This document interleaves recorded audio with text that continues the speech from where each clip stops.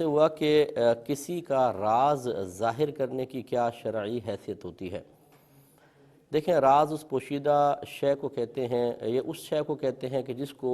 پوشیدہ رکھنا مقصود ہوتا ہے، یہ ہے راز۔ تو جب ایسا کوئی آپ کے پاس راز آ جائے جس کو کوئی شخص کسی اور کے سامنے ظاہر نہیں کرنا چاہتا، تو سمجھ لیں وہ آپ کے پاس اس کی ایک امانت ہے، اور امانت کو پھر اس میں خیانت کرنا گناہ ہوتا ہے، لہٰذا پھر وہ راز ظاہر کرنا آپ کو گناہگار کروا دے گا۔ اور ایک بات یاد رکھیں کہ اگر کوئی کسی کے راز کو ظاہر کرتا ہے تو بسا اوقات اللہ تبارک و تعالیٰ اس کے رازوں کو دوسروں کے سامنے ظاہر کر دیتا ہے۔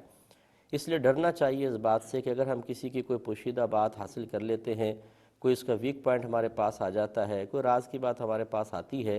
تو پھر ہمیں اس کی حفاظت کرنی چاہیے۔ یہ نہیں سوچنا چاہیے کہ اب میں اس پہ غالب آ چکا ہوں، اس کی کمزوری میرے ہاتھ میں آ گئی ہے، میں جب چاہوں اس کو بلیک میل کروں یا پھر اس کو ذلیل کر دوں۔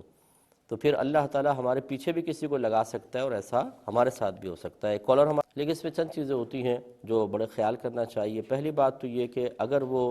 اگر آپ پیٹ کے ہلکے ہیں تو وہ راز سنیں ہی نہیں،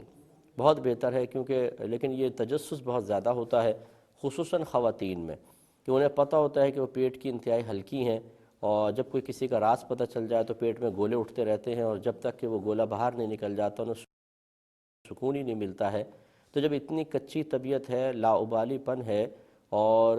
آپ پہلے بھی بارہا تجربات کر چکی ہیں کہ اپنی طبیعت پہ کنٹرول نہیں رہتا ہے، تو پھر کسی کا راز سننا ہی نہیں چاہیے، کیونکہ پھر اس کی حفاظت نہیں ہو سکے گی اور گناہگار ہوں گے۔ دوسری بات ہے، اگر آپ پکے ہیں، کسی کے راز کی حفاظت کر سکتے ہیں، تو اس میں پھر یہ دیکھنا ہوگا کہ نفس راز کیا ہے۔ اگر تو کوئی ایسی چیز بتاتا ہے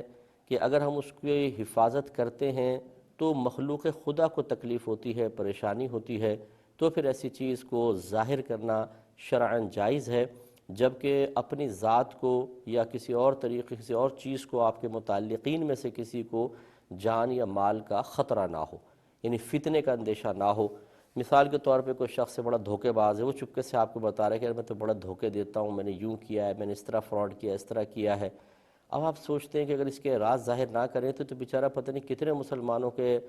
مال کھا جائے گا اور ان کی جانوں کو نقصان پہنچائے گا، تو پھر یہ ہمارے لیے جائز ہے، بلکہ بعض صورتوں میں تو واجب ہے کہ اس کے راز کو ظاہر کیا جائے۔ ایک صورت یہ ہوتی ہے کہ بعض اوقات ہم راز کی حفاظت بھی کرتے ہیں، لیکن جب ناراضگیاں پیدا ہو جاتی ہیں تو پھر ہم کہتے ہیں کہ اب تو تیرا راز ظاہر کر کے تیری عزت خراب کروں گا۔ یہ میاں بیوی میں بھی خاص طور پر ہوتا ہے کہ بہت سی باتیں ایک دوسرے کی پتہ ہوتی ہیں،